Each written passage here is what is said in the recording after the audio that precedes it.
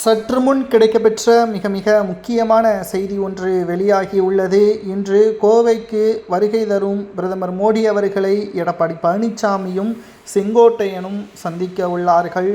அதிமுக பாஜக கூட்டணி அமைத்ததை தொடர்ந்து முதல் முறையாக எடப்பாடி பழனிசாமி அவர்களை சந்தித்து பேச உள்ளார். அரசியல் சுற்றுப்பயணமாகவே இது பார்க்கப்படுகிறது. ஏனென்றால் தமிழகத்தில் சட்டசபை தேர்தல் நடைபெறுவதற்கு குறுகிய காலமே இருக்கக்கூடிய காரணத்தினால் தற்பொழுது அதிமுகவின் உட்கட்சியில் பாஜக தலையிடாது என்றும் ஏற்கனவே அமித்ஷா அவர்கள் கடந்த முறை தமிழ்நாட்டிற்கு வந்த பொழுது தெள்ளத் தெளிவாகவே கூறியிருந்தார். இதனால் அதிருப்தியில் சசிகலா, OPS, டிடிவி தினகரன் NDA கூட்டணியிலிருந்தும் வெளியேறினார்கள். இது பாஜக ஒருபோதும் எதிர்பார்த்திருக்காது. ஏனென்றால் தென் மாவட்டங்களில் இவர்களது ஆதரவுகள் இல்லாமல் வெற்றியடைய முடியாது என்ற நம்பிக்கையும் அவர்களுக்கு இருக்கிறது. மேலும் பிரதமர் மோடி அவர்கள் தமிழகத்திற்கு வருகை தந்த பிறகு இதை பற்றி ஆலோசனை செய்வார் என்று அமித்ஷா அவர்கள் OPS-இடமும் சசிகலாவிடமும் டிடிவி தினகரனிடமும் தெரிவித்திருந்தார். சொன்னபடியே இன்றைக்கு கோவைக்கு பிரதமர் மோடி அவர்கள் வருகை தர உள்ளார். இதை பற்றி நிச்சயமாக பேசுவார் என்று எதிர்பார்க்கப்படுகிறது.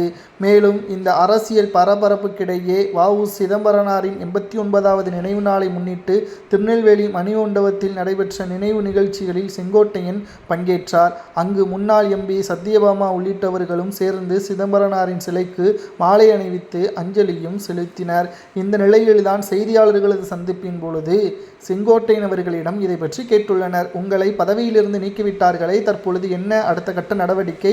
கோவைக்கு மோடி அவர்கள் வருகை தர உள்ளார், நீங்கள் சந்திப்பீர்களா என்று அவரிடம் கேட்டுள்ளனர். அதற்கு செங்கோட்டையன் அவர்கள் நிச்சயமாக அது சஸ்பென்ஸ், என்ன செய்ய போகிறோம், எப்படி அதிமுகவை மீட்டெடுக்கப் போகிறோம் என்பது பிரதமர் மோடி அவர்கள் வருகை தந்ததற்கு பிறகு அதிமுகவில் பல மாற்றங்கள் நடக்கும் என்பதை சூவசமாக தெரிவித்துவிட்டார்.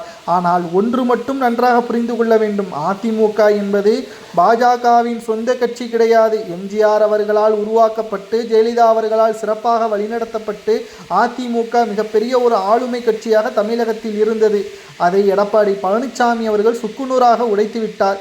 ஒன்றிணைந்தால் மட்டும்தான் வெற்றி என்பது தொண்டருக்கும் தெரியும், மோடிக்கும் தெரியும். ஆகையால் என்ன செய்ய போகிறார் என்பதை மோடி முடிவெடுப்பார் என்பதை சூகசமாக செங்கோட்டையன் அவர்கள் கூறியுள்ளார். தனி அறையில் செங்கோட்டையனும் மோடி அவர்களும் சந்திக்க உள்ளதாக தகவல்களும் தற்பொழுது கிடைக்கப்பெற்றுள்ளது.